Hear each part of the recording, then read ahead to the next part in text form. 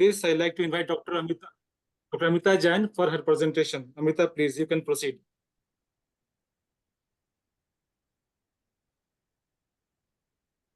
Good evening to respected teachers. Myself, Dr. Amrita Jain, PG, JLNHRC Bhilai. Now, I will further present my case. That is, patient XYZ, 15-year-old female child, Hindu by religion, resident of Azad Nagar, Durg, student by occupation, of lower middle class socioeconomic status, was admitted on 14th of March 2024 and was at the time 12:25 a.m. The informant was father and self and are reliable. The chief complaints were abnormal body movement around 6 hours back in evening on 13th March 2024, followed by 3 episodes of vomiting and generalized weakness since last 2 hours. History of present illness: the child was apparently asymptomatic till evening. Then around 6 hours back, while using mobile, patient complained of flashing images of mobile screen over the roof and suddenly had forceful turning of the head and eyes toward the one side associated with abnormal upward gazing. Then she had tightened her limbs and face, had generalized tonic-clonic movement of both upper and lower limb, lasted approximately for 5 minutes, which resolved spontaneously. She had no history of bowel or bladder incontinence, tongue bite, cyanosis, frothing from mouth, vomiting, or fall during convulsion. She was conscious and alert during postictal phase, was not able to recall the event. In postictal phase, she had 3 episodes of vomiting, food and water in content, scanty amount, yellowish in color, non-projectile, felt sleepy, and complained of generalized weakness for which they visited hospital. On further history taking, she also complained of lower abdominal pain during micturition since last 10 days, suprapubic in region, insidious in onset, dull aching in character, mild in intensity, associated with no aggravating or relieving factor, with no radiation to any other site.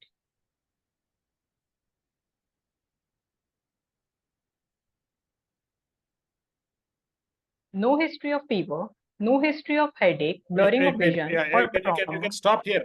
Dr. Amrita, you can stop here Yes, before sir. you go to the no history. Can you go back to your first slide? Yes, sir. First slide, previous slide, previous slide. Yeah. Chief complaint. Previous slide. I want you to go through the previous, even the first slide. Yes, Yeah. sir. Previous slide. Yeah. Now, very nice beginning you had made. I would suggest a few points for you to improve upon your presentation. One is that when you are saying that she's a 15-year-old, instead of saying 15-year-old female child, it would have been more appropriate if you had started saying that I'm presenting details about this 15-year-old adolescent girl. It would be more appropriate. And in case she understands the language, she would be very upset. In fact, if you are 15-year-old and somebody calls you a child, won't you be offended, Amrita? Yes, sir. Okay, right. That's one suggestion. So you should all 15-year-old, you should mention she's an adolescent girl. That's a way to start. Yes. It's a very good beginning. Please go to the next slide. The other next slide. Yeah. You had put three complaints. One, Yes, sir. abnormal body movements around 6 hours back. Two is vomiting followed by abnormal movements. Three, generalized weakness. Okay. Now, see, parents may say anything, but at the end of history taking, you would have come to a conclusion what these movements are. And what do you think? What do you mean by the term abnormal body movements? And what do you think these movements are? You have listened to the story. You still want to call it abnormal body Yes, sir. movements? Huh? What do you mean No, by sir. the term abnormal? Huh? Basically, these are the convulsions which the You could child have had. very well said. You could have very well said seizures, isn't it? See, Yes. whatever you are describing, you are very clearly described later that these movements the child was not aware, nothing but seizure. So instead of saying abnormal body movements exactly the way the parents are describing, you could have very well said seizures. Okay, one. Yes. And please go to the next slide. There are 3 complaints. Please go to the next slide. Just a second, sir. Previous slide, Yeah, please. please, Dr. Manohar, please. Yes, please. sir. Manohar, please go episode- ahead. Go ahead if you want to ask. Yes, sir. Yes, sir. Just to clarify, these 3 episodes of vomiting, this happened before abnormal movements, or it followed abnormal movements, followed Sir, seizures. These were after the abnormal body movements, means So followed this by is seizures. the 3 episodes of vomiting following seizures or following abnormal body movements, not followed by. Okay, sir. Followed by is Correct. See, it looks as if she vomited before the movement. Did that happen? The vomiting occurred before the seizure or after the seizure? After the seizure, sir. So, I mean, you should have mentioned the other way.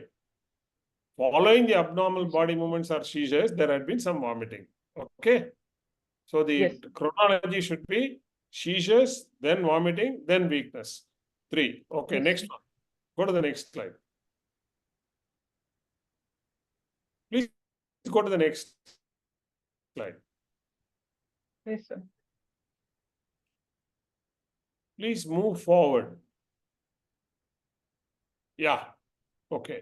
Now, any history, particularly when the history is long drawn, should always be prudent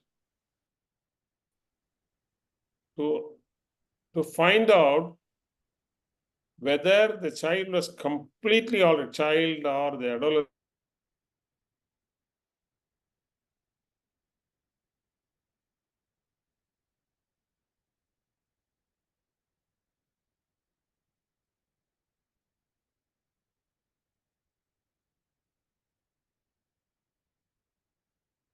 So you're not audible.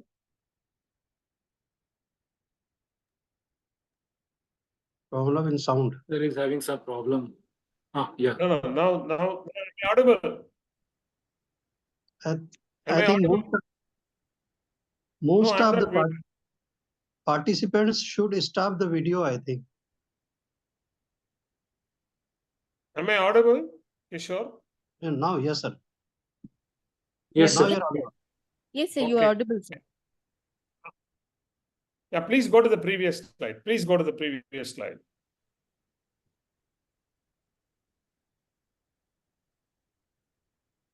It will always be prudent, instead of saying child was apparently asymptomatic till evening, is always prudent to find out if the child or the adolescent was a healthy one with no previous problems. So always it is better to start saying that this adolescent girl who was apparently well till last evening, till or 3 days back, was going to school, had no previous major issues, developed whatever the symptom that was there. That is very important, because suppose the same child gives a history, similar episode had come 2 days back, then your statement saying that apparently asymptomatic won't hold good. So it's always better. Okay, was this adolescent girl going to school, doing well, and there were no chronic problems before? Yes or no? Yes, sir. She Yeah, was you could have added definitely well. you could have added that sentence in the beginning. Okay. Next, you have described very nicely around 6 hours. She complained of flashing images of mobile screen, suddenly turning of her head towards one side, upward gazing and all. So what was this? What was this episode? Now looking back, after you heard what the parents said and the girl said, what was this episode? So this was the episode of seizure, which was initially there was a aura, and that was followed by the Yeah, episode of seizure. very nice. You in have which, you have very clearly described an aura followed by a seizure. And what type of seizure is this? yes. What type of seizure is this? So it was the generalized tonic-clonic seizure. It was a generalized tonic-clonic seizure. Generalized tonic-clonic seizure. Okay, right. Okay. Initially, the Motor generalized motor seizures, tonic and clonic. Nowadays, you could describe, Yes. that's the way you describe. Okay. And of course, once you say generalized, obviously it means it is altered awareness. Okay. Go ahead. yes. Okay. She had no involuntary incontinence. Okay. Please go to the next slide. Yeah. Yeah, she was not able to recollect. That is very, very important. Agreed. And then she vomited. Agreed. Then you had said that she developed lower abdominal pain, suprapubic. What do you think is the probable cause for this lower abdominal pain? So she was complaining of the lower abdominal pain since last 10 days. On further history when asking for the positive or negative history. Now, this is what I said initially. Now, if she had been having abdominal Yes. pain for last 10 days, your statement saying that she was apparently asymptomatic, is it right or wrong? So, I'm like a defense lawyer breaking the evidence. Yes or no? yes. Huh? You said she was apparently asymptomatic. Now you are saying last 10 days she's having. So which should have been the first symptom you should have brought forth? See, the abdominal pain was there even Yes. before the occurrence of seizures. To me, that is very, very important. It may be connected to your Yes, sir. seizure, it may not be connected to the seizure. So, your history should have been changed in such a way that the first symptom should have been abdominal pain 10 days, seizures 1 episode yesterday, and then vomiting, and then whatever other symptoms she had. You agree or not, Dr. Amrita? Yes, sir. Okay. Yes, sir. Okay. And suprapubic pain, lower abdominal pain, aggravated by micturition, am I right? Aggravated by Yes, sir. micturition. Aggravated by micturition. Okay. Now, what do you don't know? What do you think is the possibility here? What do you think? What lower abdominal, was it colic So pain? it might be due to the Which condition will produce suprapubic pain? no, sir. It was dull aching in character. Dull it was- aching? Which pain So will the occur? suprapubic pain could be due to urinary tract infection. Yeah, urinary tract infection, specifically in the So it could be due suprapubic to region. urinary tract infections. Does it localize the urinary tract infection if the pain is in the suprapubic region? So Okay, if it is involving the bladder, then cystitis may be the possibility. Cystitis, very much. There is something happening in the bladder region rather than in the kidneys. Okay, Yes. because there had been no fever. This is likely to be a lower UTI or a Yes, sir. cystitis or problem arising in the bladder. Okay, right. Please go to the next slide. Yes. Yes. Next slide, please. Please move Yes. forward. Yeah. There is Yeah. no history of fever, no history of fever, no history of headache, blurring of vision or trauma, no history of burning micturition, hematuria, increased urgency or frequency, One no minute, history of You drug said, or any wait, other substance wait, ingestion. Amrita.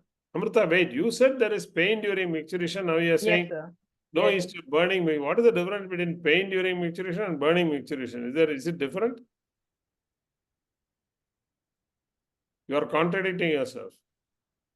Once you have said pain during micturition, you can't say no history of burning micturition. Pain and burning are same. Does it mean anything different? So there was pain in the abdominal region. So there was pain But in you the said the abdominal pain- region during micturition, but as the child passed, But you said pain was there during yes, micturition. sir. You said please go to the previous slide. Sorry, don't think I'm arguing like a lawyer. Yes. Please go to the previous slide. You had put during micturition, pain was there. Yeah. Yes, sir. Yeah. Then you can't say no burning micturition. Okay. Please go to the next slide. Be careful. Be careful. Sorry. Yes, sir. The examiners are, very, very careful. They will listen to you. They'll make out mistakes in every word you say. Don't take them for granted. Right? Go ahead. Please go ahead. There was Hello. no history of any drug or no history of drug or any other substance ingestion. No Why did you history ask- of weight loss. No history of What, skin rash. what drugs did you ask specifically? Yes, sir. How is it related to the present symptomatology? So there was a episode of seizure. Hmm. So as the child presented with the episodes of seizure, so the drugs which can lead to seizures, like in the antipsychotic medications, could be there. Okay. Olanzapine and olanzapine and clozapine. There could be the antidepressant medications, tricyclic antidepressant, amitriptyline, Very good. and there could be even the antibiotics like fluoroquinolones can lead to the seizure episode.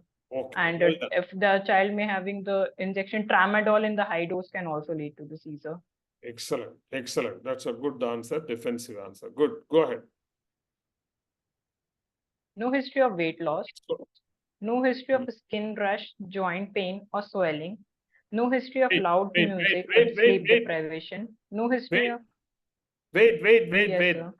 Why did you ask no history of loud music, sleep deprivation? So just to rule out the reflex seizures, these could be the triggering factor in that condition. No. What is the significance of loud music and sleep deprivation for this illness? So the child may be having the epileptiform activity in the brain, and these Hello? these may act as the triggering factor and can lead to seizure. You are asking for triggers of seizures. Is that right? Hello. Okay. Go Yes, ahead. sir. Go ahead. Yes, sir. For Go ahead. triggering factors of seizure. No history of sensory Please go ahead. disturbances, cognitive regressions. No history of sensory disturbances, cognitive regression, personality changes, or psychiatric symptoms. No history of ear discharge. No history of exanthematous fever. Why did you ask that? Why did you ask that? So exanthematous fever. 1 minute. Why did you ask all these sensory Sir. disturbance, cognitive regression, personality? Pardon? Why did you ask? So to rule out any demyelinating conditions, which would initially present with the symptoms like this, like cognitive regressions and personality changes. So basically to rule out those conditions, which can on later stage may present with the seizure, but the initial complaints of those disorders are these symptoms.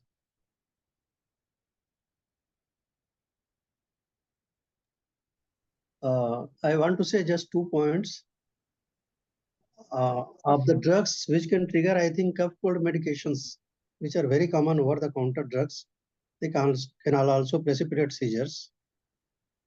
Antihistamine as well as decongestants like phenylephrine, like those things. Second thing is in this negative history, you could have grouped the system. CNS is in the second line, then in between there is some other systems, then again coming cognitive and sensory like this. So you could have grouped the symptoms, negative history in a single system wise. Okay. Sorry, there is some problem with the internet connectivity. In between it goes off. Please go ahead, sir. Sir, if there is a problem, you take over, Dr. Manohar. Yeah. The internet connection is very, very unstable here. I don't know what is the problem. Please go ahead, Doctor. Yes, sir. Past history of Yes, similar please. single episode of Please move forward. Past history. History of similar single episode of generalized tonic-clonic seizure lasted for approximately 5 minutes in 15 days back on 29 February 2024, with associated history of fever for 2 days, which was undocumented, for which they visited the Durg district hospital, was admitted there for 1 day. No documents available regarding the investigations and the treatment received. She was only on tablet iron since last 15 days in view of anemia. No history of previous admission to the hospital before the February 2024. No history of any significant illness in the past.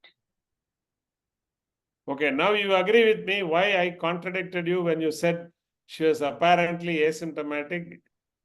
You agree, Dr. Amrita? Yes, sir. Yes, sir. Where should you have started the history? Is this past history or history of present illness? Is this So past this history or was history of the present illness? history of present illness. See, only 15 days back, similar episode. So if I were you, I would have presented like history of repeated episodes of seizures in the last 15 days. Or history of 2 episodes of seizures in the last 15 days. Then I would never have said she was asymptomatic. She has been symptomatic 2 weeks back itself. So you should have started the story from this episode and not from the second episode. Is this interconnected with the second episode or not connected? So these are connected. Connected. Though, where should you have started the history? From 15 days back. Here, with the first episode. Okay? Please go ahead. Birth history, antenatal, natal, postnatal period were uneventful. It was a full-term institutional normal vaginal delivery with birth weight of 2.5 kg. Child cried immediately after birth and had no history suggestive of NICU admission. Breastfeeding was initiated within 1 hour after the birth. Immunization history. Child is immunized as per the National Immunization Schedule. BCG scar is present. No additional vaccination is taken. No history of any recent vaccination. What do you mean by the term Development. recent vaccination? 1 minute, 1 minute. What do you, please go back to the previous slide. Yes, sir. What is the meaning of recent vaccination? What's the definition of recent vaccination? So since the child falls in the adolescent age group, so she has not taken any vaccination in the last few months. No, ma. What do you mean by the Bec- term? What do you mean by the term recent vaccination? So recent vaccination could be the vaccination which she have taken before the 1 year illness. before, 2 years before, But they- 1 month before? How many days or months or weeks? 2 weeks. In general, history of reason, you must remember AEFI, adverse events following immunization, is generally restricted to events occurring up to 2 weeks after any vaccination. So when you use the term recent vaccination, you mean vaccination within the preceding 2 weeks. Okay? The only exception to that is something like subacute sclerosing panencephalitis following measles vaccination. Okay, Yes. which can occur after a few years, like natural measles. So most of the adverse events, whether it is neurological or non-neurological, following vaccination takes place within 2 weeks, and the term recent vaccination is generally and conventionally restricted to 2 weeks. Is that clear? Yes, sir. Okay. Please go ahead. Developmental history. Patient had attained all the milestones appropriately as per age in childhood. No history suggestive of any developmental delay. No history of any developmental milestone regression, decline in scholastic performance, or intellectual ability prior to the onset of symptoms. Personal history. go ahead. Personal history. The patient is on mixed Indian diet, and as per the 24-hour recall method, there is a deficit of 570 kilocalories and 4 gram protein. Appetite is normal, sleep adequate, scholastic performance is good. Menstrual history. There is a history of amenorrhea since last 9 months. Menarche at the age of 13 years had 3 cycles of menstruation after menarche, first in December, second in February, last in April 23. Bleeding phase was of 4 to 5 days with normal flow. No, at that time, no history of clotted blood or dysmenorrhea. Presently, not on any medication for the same. Family history. She is a first order child born out of non-consanguineous marriage. No history of seizure or epilepsy in family. History of pulmonary tuberculosis in grandfather and grandmother in 2018. Took complete treatment for 6 months. Socioeconomic status, they belong to the lower middle class, grade 3, as per the modified Kuppuswamy scale 2018. Summary. One Patient minute, XYZ. 1 minute. Please go back to the previous slide. Please go back to the previous slide. Yes, sir. Now, you had said that the grandfather and grandmother took complete treatment. Is the child living with the grandmother and grandfather or living separately? Is it important to know So- that? Was living with a grandfather, grandmother. But was there contact? See, that you have to mention. It's not enough if you simply say TB was there in the grandfather and grandmother. They had been The living history of abroad. contact was Suppose the there. grandfather and grandmother had been living abroad and they had never come to India. It doesn't mean anything. So you should have inquired more about the details. One, what was the status? Were they bacteriologically, microbiologically confirmed tuberculosis? Was there any possibility of a drug-resistant tuberculosis?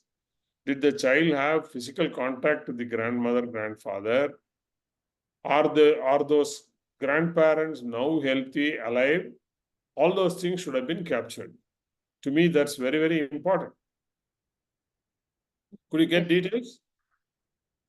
So, yes, sir. The history of contact with grandfather, grandmother was there. Child was living with them only, and they were the parents don't know about the bacteriological or microbial confirmed status. They said that they were diagnosed as a TB, and for that they completely took the treatment for 6 months. And they were also not known. They didn't go for the testing again after the 6 months. Grandfather is not alive at present, but grandmother is there, and she What is did the grandfather die of? well. He died due to some of cardiac disorders, or they Yeah, will say all that as should per have the been age captured only. in the family history. All that should have been captured. Okay. And one area which was omitted in the history, because you nicely captured, I like the menstruation history, you had captured the development very well. Did you mention anything about the growth parameters of the child till the onset of illness? Is it important? Yes, sir. Yeah, why is it important? Why? In what way it is important? So Because there could be the you mentioned that there was no weight loss, but I would have wanted to know what has been the growth parameters of this child from birth till 13 years in terms of weight, height, etc. Of course, menarche you mentioned, weight and height, and particularly if they have siblings, particularly you should have compared the growth parameters of this adolescent with the other children. So that will so help the you child. rule out, that will help you rule out a chronic underlying disorder in this child, which is now manifesting. Yes, sir. Was she completely normal in Child terms was of weight and height? no, sir. The BMI was 18, and child was underweight as per her age. No, from the history, Weight for was the child growing as well as other children of the same age, peers? yeah, in as terms per the of weight and height? parents, there was no delay in growth. Okay, yeah, that is important. Okay, that's good. That's good. That's good. And last but not the least, was the child ever tested for tuberculosis? Because the No, sir. grandparents Normally, in the National Tuberculosis Elimination Program, contact tracing is very aggressively done. Yes, Were, sir. were these children, was this child tested for tuberculosis at any time? No, sir. No one from their family was tested for the Yeah, that you should tuberculosis have in the mentioned. past. That you should have mentioned. Now give a summary of the history. Dr. Manohar, you can discuss the history summary in detail before you go to the physical findings. Okay, Please sir. go to the summary slide. Dr. Manohar, please. She can go for summary, sir. XYZ, 15-year-old adolescent female child resident of Durg, immunized as per national immunization schedule, first order, born out of non-consanguineous marriage, came with the chief complaint of seizure of both the limbs, which lasted for 5 minutes and had 3 episodes of vomiting, generalized weakness in the postictal phase, with history of similar episode in past 15 days back. She is also having lower abdominal pain during micturition since 10 days and amenorrhea since last 9 months. In family, she had contact of TB from her grandparents in year 2018 and else having the normal birth and developmental history. From history, child likely to have the epilepsy, the space occupying lesion, or it could be the metabolic disorder as the underlying etiology. Sir, you want to discuss this? Yeah, this differential diagnosis, she has kept three. This needs discussion, sir. I think, sir, please, you go ahead. Sir, Take on. two things. Dr. Amrita, Yes, sir. what do you mean by the term epilepsy, and how did you make a diagnosis of epilepsy as the first diagnosis in this girl? So, as per the definition of epilepsy, if the child had at least one episode of seizure, and as per the clinical examination and the neurological finding, if there is a risk of occurrence of a second episode in the future, then it is defined epilepsy. Or we can say if the child had at least 2 episodes of seizures, which are 24-hour apart, this also fit in the definition of epilepsy. Okay. Now, does a diagnosis of epilepsy look appropriate when you have something happening outside the nervous system? I'm puzzled. But there is something happening. No, She has abdominal pain, she has some micturition problem, and she has amenorrhea for the last 9 months. All that does it give a clue it is epilepsy or some other disorder? so epilepsy could be diagnosed only after ruling out the Ruling out. So it's a other. dustbin diagnosis. If you ask me, that is the last diagnosis I will make in this girl. For the simple reason, there are many red flags in this girl. The most important red flags is that she is having amenorrhea for the last 9 months. And here, this is where I asked you about the weight of the child. If she had put on weight and become obese, the amenorrhea is different. If she is losing weight and is she having amenorrhea, that etiology is different. What are the causes of secondary amenorrhea like this? Common So causes of secondary secondary. amenorrhea in a 15-year-old child. So Adolescent. these could be due to the environmental factors, like could be stress induced, or this could be psychiatric, like anorexia nervosa, and infectious causes could also lead to the amenorrhea.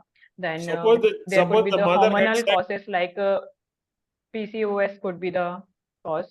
yeah, you should. That is why I said you should have gone into the history of weight gain or weight loss in detail.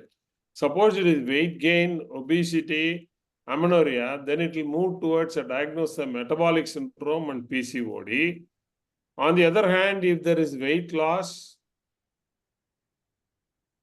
and amenorrhea and some other features outside the genitals, for example, she says like this, you will start thinking of sinister causes like a space occupying be the- lesion or a hormonal problem, right? Or even a chronic disease. Okay. Yes. So that is important. So I wouldn't make a diagnosis of epilepsy. What made you think of space occupying lesion? So as the child presented with the complaint of seizure, and we have ruled out that there is no infectious etiology, as presently active infectious etiology, acute condition, there is no fever, and there is no other related symptoms, and also demyelinating disorders are not there. Autoimmune cause also had been ruled out. And so the child may have the seizures due to any space occupying lesion, like there could be the brain tumor, and even brain abscess in some cases can present without the fever. And there could be the other cystic lesions like the neurocystic sarcosis or tuberculoma. So Okay. these could be Okay. the Okay. If it is a space occupying lesion, basically to me, the lesion can be supratentorial or infratentorial. Supratentorial Yes, or infratentorial. infratentorial. Can you tell me the differences in the manifestations or presentation of a supratentorial neoplasm versus an infratentorial neoplasm if it is an SOL of the brain? So if basically whenever there is a space occupying lesion or a tumor-like state, so it may present with the focal neurological deficits. Which one? So can differentiate on that. No, how will you, Sir, if there how is will you symptom-wise and sign-wise differentiate a supratentorial lesion from an infratentorial lesion? Okay, to help you answer the question, I'll give you clues, you answer.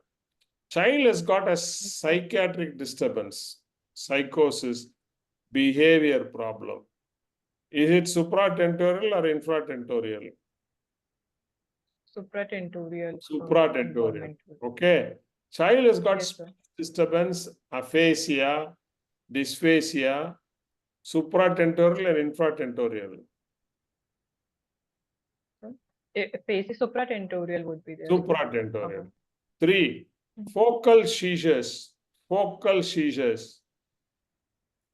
Are they a feature of infratentorial or supratentorial? They may occur in both supra or infratentorial. But more often in supratentorial. More often in supra. Supratentorial. Younger the age, more are the chances of supratentorial or infratentorial. Younger the age, infratentorial, medulloblastoma, all those brainstem lesions, they are much more common in infancy in young children than in older adults, older children and adults. Okay, ataxia. Is it a feature of Infratentorial. infratentorial? Raised ICT, papilledema. Now in infratentorial. Infratentorial. Okay, so these are all some of the differences which would give you a clue. In this child who had 2 episodes of seizures, you want to suspect a supratentorial lesion or infratentorial lesion. Nothing else seems to be happening, but there seems to be some. Supratentorial. Pardon? Pardon? Supratentorial. Supratentorial. So Here, there are no here, other features. in the negative history, there is something else you should have asked, particularly in a child with amenorrhea. What is that? Visual disturbance. What visual disturbance?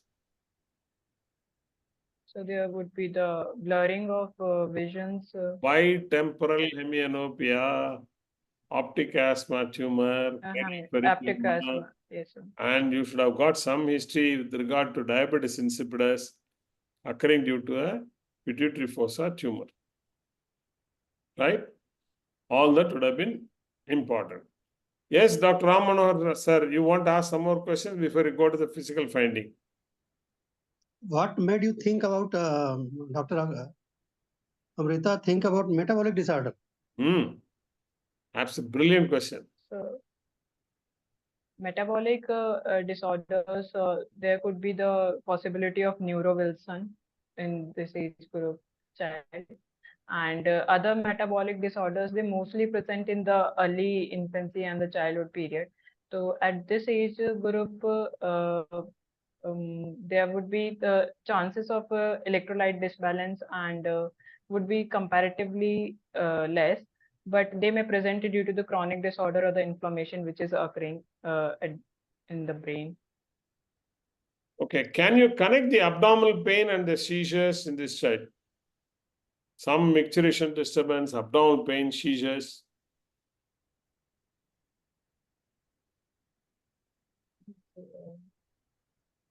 Would be the Shall I tell you what I would have thought of?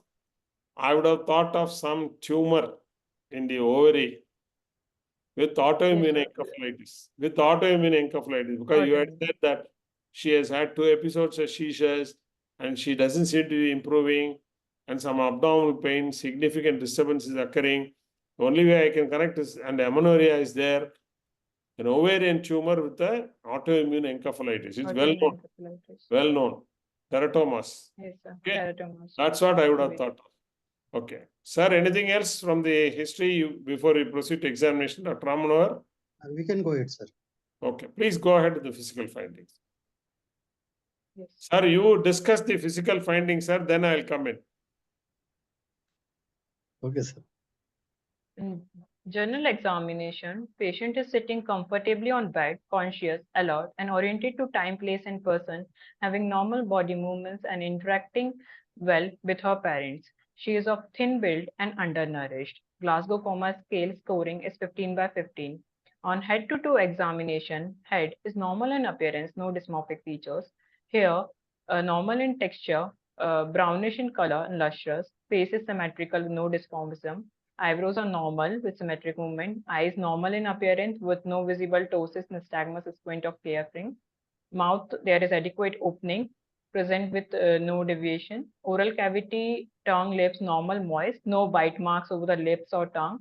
Ear, nose, and throat are normal. No lymphadenopathy, pallar or icterus. Nails are normal in appearance. No sign of clubbing. Skin, no neurocutaneous mark or a BCG scar is present. Chest and abdomen are normal. No signs of vitamin deficiency. No signs of any cranial nerve involvement. And the SMR is stage 4.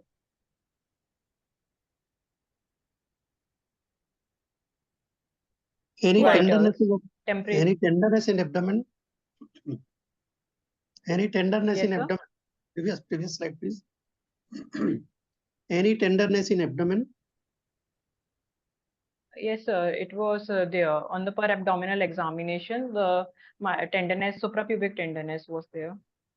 So you should not write normal chest and abdomen. So Okay. on the inspection finding, those were Okay. normal This is appearance. Like the okay. abdomen, skin over the abdomen, and there was no scar veins visible. That was normal inspection. Okay, right. But I think before this, what you have taken vitals later, after general examination, there should have been vital signs should have been mentioned. Next slide, please. Yes. Vitals. Temperature Yes. is 98.4 degree Fahrenheit in right axilla. Pulse rate is 92 per minute, regular in rhythm, normal in volume and character, with no radiofemoral delay, and all peripheral pulses are felt equally on both sides. Respiratory rate is 22 per minute, regular rhythm, thoraco-abdominal breathing with no use of accessory muscles of respiration. Blood pressure is 116 by 72 mmHg in the right upper limb. In supine position using the appropriate cuff size. Saturation is 99% in room air, and RBS is 154 milligram per deciliter. RBS is 154. And What is your so it comment? was the on the- random blood sugar. What is your comment on 154?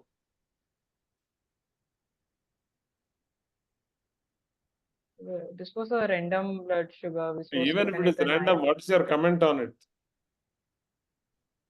Normal? Anything above 140 should be viewed with suspicion. Yes, sir. Okay, right. Of course, one value doesn't mean anything. It can be even stress, and glucometers can Yes, sir. always go wrong. Okay, right. It should be definitely less than 140 to say it is normal. Okay, fine. Go ahead. Okay, sir. Slightly on the higher side. Go ahead. Anthropometry. The weight was 32 kg, and as per her age, it was less than 3rd percentile. Height is between the 10th and 25th percentile, and BMI is less than 3rd percentile. The head circumference was 52 centimeter. From the anthropometric interpretation is the child is underweight as per her age. Okay. As the child presented with a complaint of seizure, the primary complaint, so the firstly would go for the CNS examination. The patient is conscious, oriented to time, place, and person. Glasgow Coma scale is 15/15. Immediate, short-term, and remote memory are intact. Sensory and motor speech intact. Handedness is right-handed child with a normal gait and stance. On the cranial nerve examination, the cranial nerve 1 is both side normal with intact smell sensation. Second, the visual acuity, field of vision, color of vision are normal with the pupils Anything round abnormal and in cranial reacting to the nerves? light.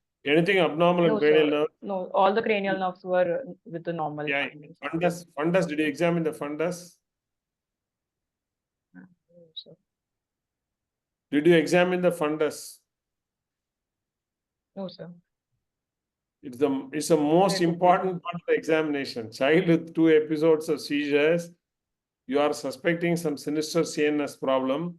You should look for papilledema or any evidence of hemorrhage in the fundus. You can't say I didn't examine. The rest is all useless. All other cranial nerves, I mean, of course, you should examine, but without fundus examination of cranial nerves in this girl is incomplete. Go ahead. I'm sure Dr. Manohar agree with me. Yeah, yes, sir. Fundus was a must here. Yeah, okay. Motor system examination. Bulk of muscle is normal. No visible wasting or hypertrophy noticed in both upper limb and lower limb. The tone of muscle, patient sitting comfortably relaxed. With no Tone visible normal, spasticity. power normal. 1 minute, bulk normal. Am I right? Yes, sir.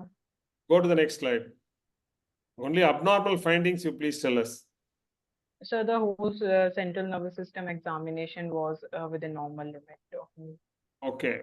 Did you elicit a cerebral or signs? Did you see meningeal? Yes, Did sir, you look at cerebellum. meningeal signs? Spine, cranium is No, normal. sir, no signs of meningeal irritations were there, and cerebellar examination. Completely normal.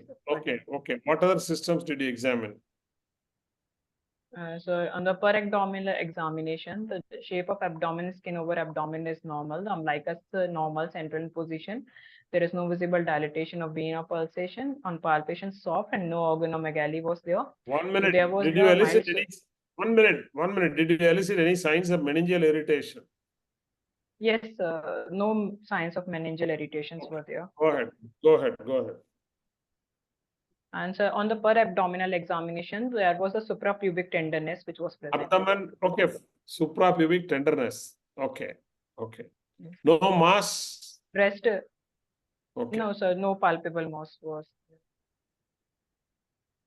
Okay. Rest assist, cardiovascular CVSRS examination, normal. So, normal. Okay. Respiratory normal. Go to the next slide. so summary after the examination. Please go to the next slide. Please go ahead.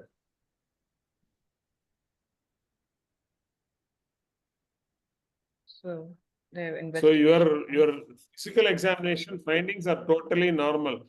At the end of it, what is your Yes, sir. diagnosis? No findings. So, Adolescent girl who is underweight. Fundus, of course, you have not mentioned. The nervous system is normal. Other systems are normal. No fever. Behavior is normal. No meningeal signs. So what is your diagnosis at this point of time? so space occupying Again, you lesion. have not moved forward from your history. Either it is an epilepsy or a space occupying lesion or an autoimmune encephalitis. Your autoimmune encephalitis is very, very unlikely because there is no fever, there is no behavior disturbance except seizures, nothing else seems to be there. Okay. Yes, So sir. you're only going to think of either the space occupying lesion or in view of the contact with tuberculosis, a tuberculoma specifically, though there is no fever. Yes, Tuberculoma is a very distinct possibility in this adolescent girl. Okay. Go ahead. Tell me how you will investigate this child. So the hemogram done was the HP was 9.9 and other findings were MCB was less. There was a slight microcytic hyperchromic anemia, and TLC count was straight 16,800 with the neutrophils 87, and biochemical profile was also within the normal limit. And further, we moved to the chest X-ray to rule out the tuberculosis. 1 minute, 1 minute, 1 firstly- minute, 1 minute, 1 minute. Please go to the previous slide. Any child comes to you with unprovoked seizures. Unprovoked, what are the minimum investigations you should carry out? Unprovoked seizure, first episode. What blood investigations will be the minimum you should order for? So firstly, we will do the complete hemogram. Then the electrolytes, we need to check the sodium, potassium. Other than and calcium. electrolytes, urea, creatinine, what else should you do? Magnesium and calcium should be included. You have omitted magnesium. Any child unprovoked seizures, first episode, please include calcium, magnesium, electrolytes, and renal function tests as part of initial workup to rule out a metabolic disorder. And of course, glucose, which you have already checked. Glucose, renal function test, calcium, magnesium. That is the barest minimum. When I say renal function test, it includes urea, creatinine, electrolytes, and glucose. Okay, go ahead. Some books recommend ECG, also electrocardiogram, for unprovoked febrile seizures in children. Because some arrhythmias can cause secondary hypoxia in the brain and can cause seizures. Agreed. Particularly when you are not sure whether it is a syncope or a seizure, yes, you should do an ECG much more than an EEG. Sir is right. Agreed. Go ahead. So chest X-ray was done as there was the history of contact with tuberculosis. That was with a normal study was there, and urine routine analysis with normal 8 to 10% only and high power field. Urine culture was sterile. ESR was 56 mm in first half. Chest X-ray normal study, and CB0 gastric aspirate was negative. Then we go for the USG abdomen plus pelvis. So there was the bilateral tuber ovarian mass, possibility of inflammatory etiology with chronic changes of pelvic inflammatory disease, mild free fluid in abdomen with mesenteric fat inflammation and cystitis. What does this suggest? How common is pelvic inflammatory disease in an adolescent girl of this age? So it is not that much common as a PID mostly present in the later age group. If there is a pelvic inflammatory disease in the adolescent girl, then it is the most common cause of it is the genital tuberculosis. But it is possible if she is promiscuous. Though it is very, very difficult for us to get that history. It can happen. Not that it cannot happen. A 13-year-old adolescent girl menstruating, promiscuity and STD has also got to be thought of when there is a bilateral tubo-ovarian mass. Gonococcus, notorious. Go ahead. And you didn't mention pregnancy as the cause of amenorrhea. Yeah, so UPT Have was been mentioned. negative.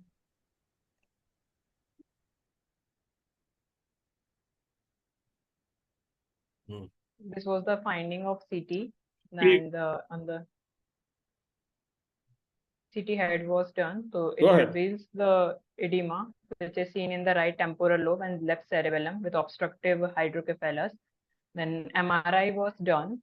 So this is the T2 weighted FLAIR images in which there is a visible hypointense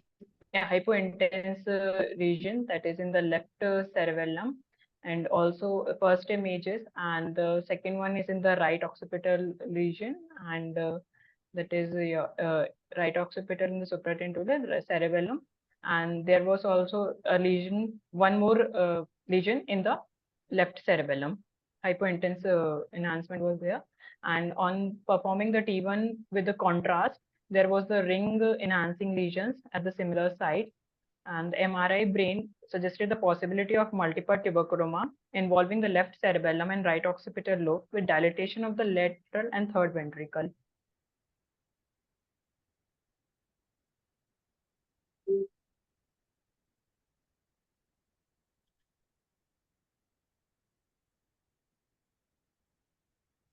Why not this be neurocysticercosis?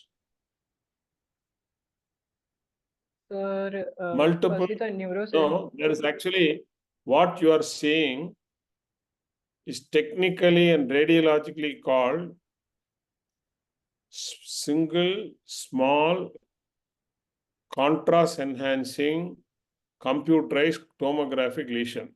SS single small, CE contrast enhancing, CT computerized tomographic, L lesion. That is a term which is used for the so-called slang term called ring lesion, which is a differential diagnosis for tuberculoma and cysticercosis. Okay, when you get lesions like this, how do you differentiate a tuberculoma from as neurocysticercosis? What are the points? So in the case of tuberculoma, the lesion size would be more, that is of more than 2 centimeter. The wall Very will good. One is the be much size. thicker. Size will be bigger, more than 2 centimeter in diameter in tuberculoma, more likely. Agreed to. So Any other- there would be more perilesional edema and the thickened wall. Okay, more comparison to perilesional the edema and neurosis. tuberculosis. Agreed to. 3. Sir, in the case of flaring images, there could be the protoscolex, which may be visible in the case of neurocysticercosis, Colex can which be is not found in the identified. tube. Okay, sometimes you can even see Also, real time MRI, you can see moving scolex. Okay, anything else? sir, on the imaging, there is a T2 and on the basis of T2 imaging, the tuberculoma mostly appears in the case T2 hypointense, and the neurocystic sarcosis will visible as the hyperintense, and Okay. basically it depends on the stages of the neurocysticercosis, but initially it appear as the hyperintense with the Okay. protoscolex visible as the hypotense. What And about then the location positioning. Okay. What about location of the lesion? Yes. Location supratentorial is the most common site for the neurocysticercosis, and the tuberculoma could be found the supratentorial and infratentorial. Okay, what about multiple lesion versus single lesion? So tuberculoma is mostly found to be a single lesion, and neurocysticercosis could be single or multiple. Multiple. Okay. What about calcification? Where is it more common?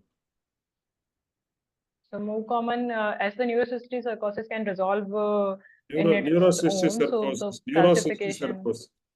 And there is be more lipid peak Neurocysticercosis. in tuberculosis. There will be more lipid peak in spectroscopy in tuberculosis when compared to neurocysticercosis.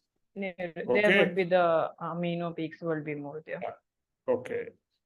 Okay. And somebody had put in the chat box very rightly, irregularity. See, you see here on the left-hand side, irregularity of the wall favors tuberculoma Yes. rather than neurocysticercosis.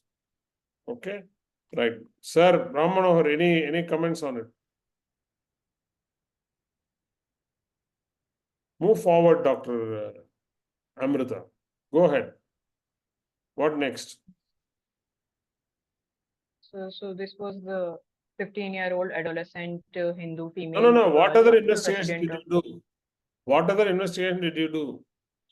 Sir, actually, we planned for the HIV in this child as the tuberculoma was there, and some other investigation for the abdomen was also planned, but then the child was referred to the higher center for further investigation. Okay, how will you try to achieve a microbiological diagnosis of tuberculosis in this child, this girl? What will you do? So, in this case, we can go for the CSF as a specimen, or we can There is- say If take there is the no sample from the genital area, Yeah, in this girl, endometrial. It will be preferable to take the endometrial biopsies or the EV. in this girl, you can try to do a lumbar puncture, one.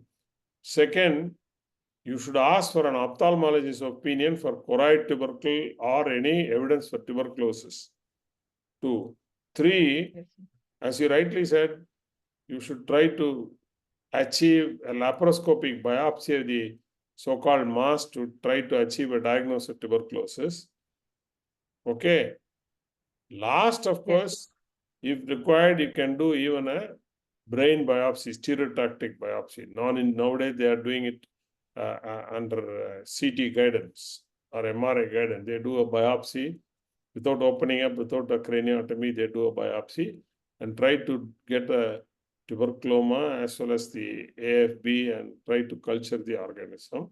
And of course, you should do, if the child is not coughing, you should do a gastric juice for AFB and a gene expert and try to confirm microbiologically a diagnosis of tuberculosis, right? We must remember the other differential diagnosis in such a granulomatous lesion includes varied diagnosis like neurobrucellosis, neuromyelioidosis, and as you rightly said in the beginning, cerebral abscess. Cerebral abscess can present without fever or with low-grade fever, can present the same way, particularly in immunodeficient individuals. Immunodeficient HIV workup is necessary in this girl. Okay, and last but not the least, genitourinary tuberculosis is extremely uncommon in this age group. If you see have you heard of Valgren's timetable of tuberculosis, Amrita? Have you heard of Valgren's timetable of tuberculosis? Valgren, Walgren,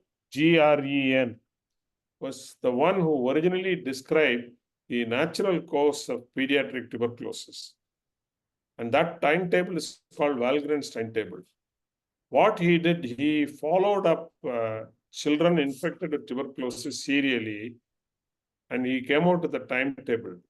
In that timetable, but if you go to Miller's textbook of tuberculosis, you will find the timetable. On the net, you can find Valgren's timetable. That timetable, it is clearly mentioned. Once a child is infected with the tuberculosis, it takes about 12 weeks for the child to develop specific T lymphocyte response and delayed type hypersensitivity, by which time the child will become Mantoux positive. That takes about 12 weeks. Okay. During that period, there may be a mild period of onset, or there may be manifestations like erythema nodosa, which indicates an acute hypersensitivity reaction to tuberculosis. Okay, that can occur. Following that, the manifestation of childhood tuberculosis are very much varied. For example, within the first 6 months to 24 months following primary infection, majority of serious forms of tuberculosis like tuberculous meningitis, miliary tuberculosis, progressive pulmonary tuberculosis occur, all within 6 months to 24 months. In contrast, some organ lesions occur late. For example, bone and joint tuberculosis is very uncommon below the age of 5 years. On a similar note, genitourinary tuberculosis is extremely rare below 10 years. In fact, I'm sure Manohar would agree. I would have seen very few cases of renal tuberculosis for 4.5 decades in pediatrics. It's very rare. Yes, okay, sir. and it's difficult to diagnose. It's one of the causes of sterile pyuria. Okay, tuberculosis of the kidney. Unless you do AFB culture of the urine, you may not pick up. It can occur only in older children, women, rather than in young children. Okay, in this girl, I would have definitely done urine for AFB and urine culture. because of chronicity of renal symptoms. And when I'm thinking of tuberculosis, that's one thing I would have thought of, however rare it is. Then the other thing is tuberculin test nowadays, it's becoming outdated. One is the Manto test is not available. 2TU is very rarely available. Now it's going to be replaced by ELISpot test. The Serum Institute is going to provide a new test called ELISpot test. One that comes, we'll have probably a better tool for diagnosing tuberculosis that way. Because quantiferon TB called IGRA test is there. It's expensive. WHO doesn't recommend for developing countries like India, but in the West they do it. It's probably more sensitive and specific than tuberculin test, particularly in HIV infected individuals and undernourished children. It's much more sensitive and specific when compared to Manto test or other tuberculin tests. Okay, and last but not the least, in this child, you should make every attempt to try to get a diagnosis, and which may include lumbar puncture, biopsy, and other specimens like urine and gastric juice or AB, etc. These are my comments. Dr. Manohar, your comments, please, before we wind up the session. I say, I think, sir, it is widely discussed well. You can wind up. Okay, very well done. Dr. Amrita, you presented extremely well. Extremely well. What you need is only fine-tuning of your excellent knowledge. Probably you will know much more about tuberculoma and cystic sarcoidosis than what I know. But what you need to do is to refine your skills in history taking and clinical methods. You will do very well. I wish you all the best. Well done. Thanks. Thank you. Over to Dr. Kishore. Thank you, Bala sir. Dr. Amrita, you have presented very nicely presented. You have the case, and you have answered most of the question of the sir very nicely. Congratulations and thank you, Amrita. Thank you. Any other comments from faculty who are listening? Most welcome. There are no such questions, sir. Thank you, Bala sir and Manohar sir, for sparing your valuable time with us and enlightening us with your knowledge and your thought process, sir. Thank you again, sir. And thank you all the seniors, Dr. Rakesh sir, Smita Kothari madam, Ms. Thakur sir, Sanjini madam, Nutan sir, and Tushar sir for joining us, and all the seniors and all the colleagues and PGs for attending this session and webinar. And lastly, I'd like to thank Mr. Yogesh Joshi ji and whole Juventus team for their technical support and providing us this beautiful IP digital platform for this presentation. Thank you all and good night. Thank you. Sir. Thank you, Durg Bhilai, Academy of Pediatrics, Dr. Prashant, Dr. Kishore, for inviting. Thank you, sir. You have joined. Thank you, sir. Faculty today. Thank you. Thanks. Okay. Thank you, sir. Thank you, Bala sir. Thank you, everyone. And good night all.